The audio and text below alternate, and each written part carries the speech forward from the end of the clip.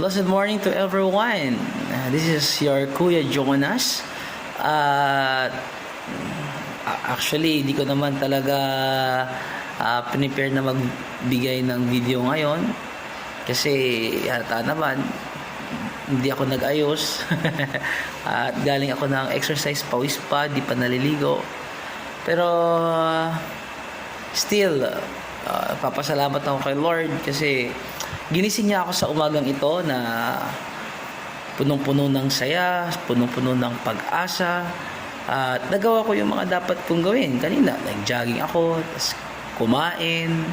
Then narito ako ngayon, nagbibigay ng isang short video patungkol po sa salita ng Diyos. Ayan.